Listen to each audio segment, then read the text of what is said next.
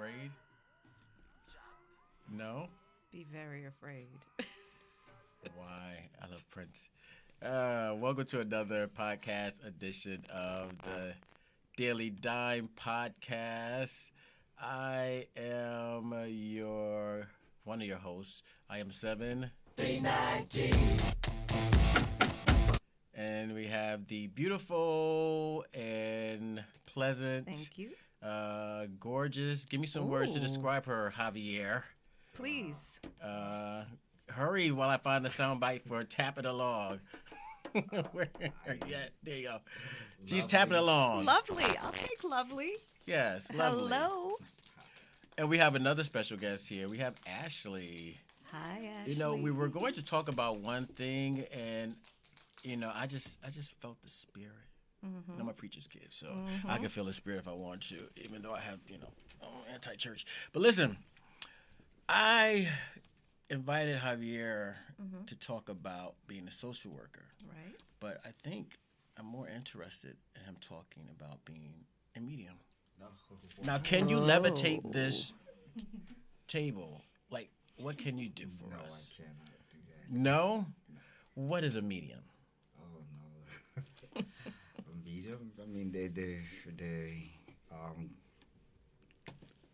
they stay connected with their inner self and spirituality. Spirituality. So do you talk to the living or you talk to the dead? You talk to animals? Because you have the ghost whisperer, you got dog whisperer, The voice whisperer. the voice whisperer, eye whispering. No, it's more like connecting with energy. Energy. Yeah. What kind of energy? Um, Can you feel the energy in here? you What can. kind of energy is it in here? I like energy. So you can feel the spirit of a person. You can Yeah. feel whether they bring a lot of negative energy with them Yes. or whether they bring a lot of positive energy. That's correct. Got it. And can you tell, like I know there's some mediums that can look at photographs and tell a lot about a person, or they look at colors that surround the person and they're able That's to. correct. Yeah. Okay. Well, I felt energy to welcome you here. I didn't do this for you. I'm still learning. It's a new studio I'm at. So, where are you at? There you go. Javier, medium Extraordinaire. extraordinaire. So, when did you find out? Like, would you wake up one day, or you're in your bed and some spirit came and said hi to you, or wind blew? Like, what brought upon an awakening that something's a little bit unique about me? I didn't say different. I said unique. That's great, right? That's great. Well, I discovered myself with these gifts when I was around 9 years old. So it's been passed on through generations. So and Which side of the family? Mother, father, both? mother, yeah. Do you dream? Yes. I do. I had a dream. Everyone Oh, dreams. sorry. My talking father about says he those doesn't dreams. dream. Really? Yeah, I find it really bizarre. That is. And when he does bizarre. dream, he'll say, I had a dream. Did you know that people dream in black and white sometimes? No. Yeah. Oh, Yeah. I'm not a dog. They dream in black and white, I like or dogs. they dream in color. Really? Yeah. I dream in color. I love to fly, but what do you dream about? Could be anything. Do you get dreams as a medium about something that's going to happen, or you can prevent from happening?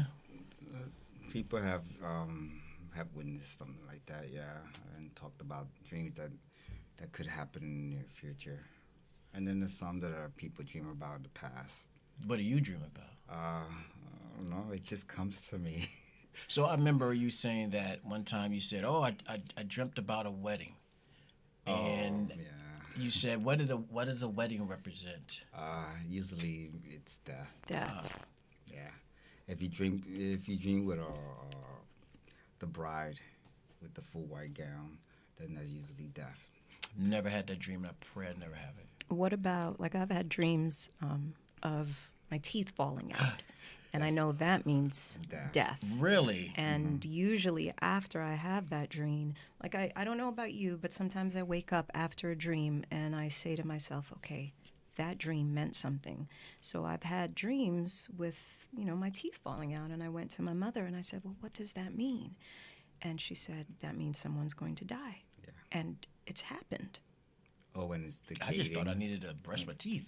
When you 'Cause I've dream had that about too. teeth decaying, that also means someone is really badly sick. Right. Oh, okay. We'll have a side conversation about that dream. I had it years ago. Ashley, do you dream? Yeah, I dream. What do you dream about? Yes.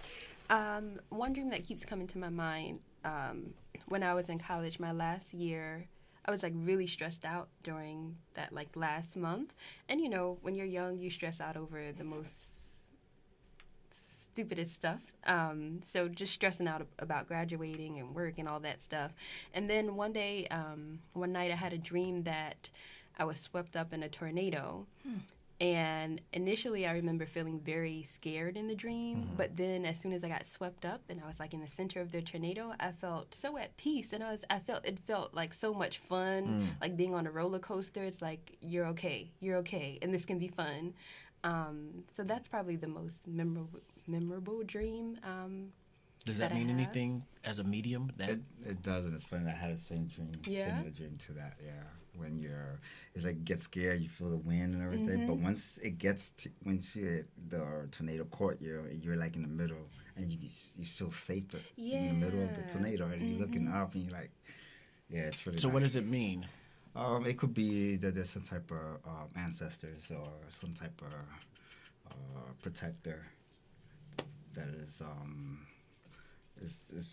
Looking out for you. like looking out or showing his presence. Do you see any presence in this room now? It doesn't work like that. Okay, I'm just asking. I don't know. Maybe Prince would show up or something. I don't know. There's a lot of preparation you have to do, and the cleansings and everything in order to open the door. Now, I thought you saw something with tapping along at one point in time. Face to face. Not to go into divulging what you saw, but how did that happen? All of a sudden, it just showed you, or yeah. Okay, so it reveals itself. For being a medium, sometimes there's some message needs to be come across, or something that someone who's uncertain or unsure about something. Usually, you tell that person right away, and so then that way you don't get the headache or the heaviness from it. But So it's for them, but it's mainly for you because you don't want that heaviness on you because it's kind of like a burden. No, if I do and I don't get the opportunity to send the message, then what happens is that and I have to do some spiritual cleansing to release that until eventually it usually will pass on to the next medium to get that message across. It goes That like sounds that. like a lot of responsibility and a lot of work. Have you ever been wrong? I've always wanted to be wrong. I hate to be when the energy is really strong and the message is really strong. And sometimes there's a message that you don't want to tell, but you hope to be wrong about it. But it's not. Usually it's not. And so, yeah. That's scary. Now you say, and how do you? What's the word? I know you said that you can give a reading through tarot cards. But through tarot cards, through carry shells, through coins. So it's different conduit that you use to get the whole divinity. You've never given me a reading. Ashley That's has given me interesting. a reading. That's another. When it's too close to home, or wait, you said you've seen some things that you just kind of kept quiet. I mean, when So now I got to wait for another medium. another medium will have to give you a reading, yes. What are you gonna do? You gonna give me a reading, Ashley? You gotta change your cards. You're going to give yourself a reading. I'm gonna read. I read myself every day. It's not always the best. Ashley, do you pick up on things? I do, but I'm not always as sure. But now I think sometimes we have a tendency to think of having intuitive abilities as this big thing. But it's really something that's kind of natural, and I think we don't often pick up on how natural it is. So we just usually just shake it off and say, oh, that was nothing. No, Right. no. But I notice that when I do fast, I feel a lot more clear.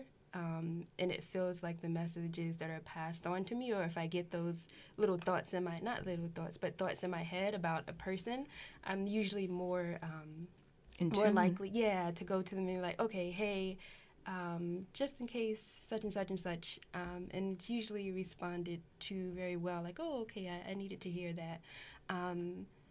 But I don't think I'm as confident, just because especially if I'm not in the best emotional state right now, like I know I can pick up on some stuff that's probably not even. I call it True. I'm Yeah. overly sensitive sometimes, and I think it's psychic ability, but I think I just be oversensitive to whatever I'm thinking about. Now, as a social worker, interacting with so many people, do you see, and are you feel like obligated to say something to a client? Because that's kind of like work, and then this is kind of like not work, but it is work. That's one of the good assets to have as a medium to work in a social worker field, because that way you could really get in touch with the person and what's really going on. And sometimes, when you get a lot of stories and trying to figure out what's the root of things, being a medium or spiritual could target that area with them, and then to help them heal better and to really get them out of that whole depression. Right. Because sometimes, as a medium, a lot of people doesn't know why they fall into depressions, and so then usually it could be just because maybe they haven't made peace with somebody who moved past on, or maybe they haven't. So by a medium saying that, oh my, there's a person, spiritual, you give them the description of the person, it's just like a awakening for them, like what? Oh my God, and then they can make this peace with something, and it just makes them feel good. You know the Long Island medium? You know her? The Long Island? No, I don't. I've always wanted to meet her. Yeah, do the mediums keep in contact? Wasn't it like John Edwards crossing over? He was a medium too? Yeah, there's the different types of mediums. I mean, depends on where the backgrounds and how they develop their gifts. So, but being a Latin medium is totally different from being a Caucasian medium, and then being a gypsy medium, and being because there's culture involved in it as well. Interesting. Can I ask a question? You sure can. So you spoke earlier about doing some cleansing and things like that to open yourselves up to like ancestors or I guess spiritual beings. Yes. Can you speak a little bit more about that, or how can one open themselves up, or what type of practices someone can do? As being a medium, or just a person that's interested of trying to know their ancestors? Yeah, I think that the latter. For being a medium, it's important for us to know our ancestors, because that's who we work and that's how we challenge ourselves with, is knowing your ancestors. Because with the ancestors, they come with an energy where they help us utilize certain environments or elements to use in order to get the clearer message or clearer energy. Gotcha. As a person that's just want to be in tune with the ancestors, and I mean it's good to know your background and your ancestors. Just for a regular basis, to know who you are as a person, and to know how to fulfill your purpose. Your purpose, and also to know, I would say, just to get a clear idea of who you are as as a person. Do you like? Is there a ritual? Like, do I have to bathe like 3 times a day? Meditation. Do I have Everything is done through listen to meditation. soundscape? Do I Okay, so that brings me to this question. bacon? How does a person get rid of, like, I'm very sensitive to energy.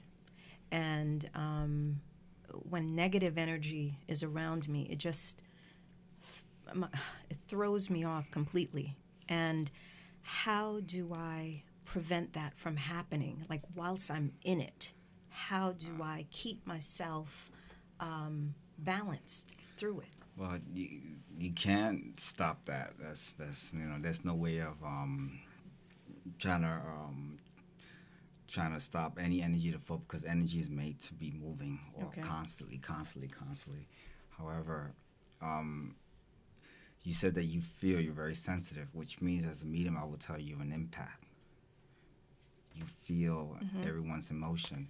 How to control that? That will take meditation, through learning to accept it as well, because if you don't accept it, then it's going to constantly give you all different types of feelings. For an empath, they're going to feel it all. They're going to feel from negative all the way to positive. But you got to know how to challenge it, how to maneuver it. So you don't want it in you. So that you have to embrace the negative to know what it is, target what it is, so then to move it on to the next energy. Don't move it over here. I won't. I'm trying to move it out of here. But sometimes, and bad energy is also good. It's not evil. It's How? not. How is it good? Because that's what you just mentioned earlier. You need that balance. The yin and the yang. You need that balance. You need to constantly moving it. Chaos and peace. Chaos and peace, yeah. I got that from him. I was watching some show, Magician and stuff. You know, I like I'm that. levitating and all that stuff lately. I don't know why. Yeah, so it's like the yin and yang would tell us. Well, anything that's negative, there's always a little good in them. So really, the bad is good, and the good is bad. Is bad.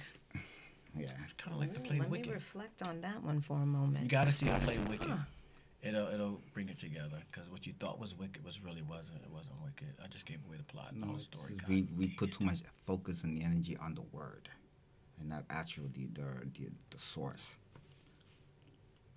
Explain. Because we say bad. What is bad? So we go automatically Not in bad our means head bad, but bad just means means good. bad. Why is it bad? We think about the worst case scenario, the violent, bad, evil. But no. It's It was like, it was bad for that to happen to her, but it makes me feel good. Like that? No. Okay, I'm sorry. Again, it's like bad. We have to embrace the bad. In order to know what's good, we have to know the bad. So that's the balance right there. That's the teaching right there. Okay, I think I understand what you're saying. So, in order for me to be, just on my journey, for me to be who I am and who I was meant to be, it helps to go through things like whatever negative thing has entered into my life. It's going to eventually help me to also help someone else. Right. Because now that I've been through it, I understand it, and I'm able to impart that wisdom on to someone else. Yeah. So And that also makes sense. It also makes you even stronger. Right. Because the reason why not everyone has the same gifts. Right. There's a reason why you're an empath. Because you could deal with that, the highest level of dealing with that energy, that gift. Someone had said this a while ago, and I don't know if they were making a joke, but they were saying when the people that are outside that are homeless or they're in a train, it's like they are, I saw it on Instagram or Facebook, those are the ones that are absorbing all of the energies, all of those impacts. So we think that they don't need to be there or they're like a nuisance. But he was trying to say those are the ones that are absorbing all of the energy that could possibly make us go crazy. So on that note, That's interesting. I learned it from Instagram. God dang it. I didn't say it was a science. It's a hypothesis. And I learned that from being in human biology. I want to say thank you to our guest, Javier. Let's get some applause for him, please. Let's see what's going to happen. There it is. There you go. And applause for Ashley for sticking around. We really appreciate you both. And I don't know. I just wanted to do that. I was up all night trying to find these things. It's not like Lehman College, but it is what it is. We want to say thank you for listening to the Daily Dime podcast. I am your host, or one of your hosts. And then this is Tapping Along. Continue to live in the light. All right, we'll see Thank you when we you. see you. Just tapping. And scratching.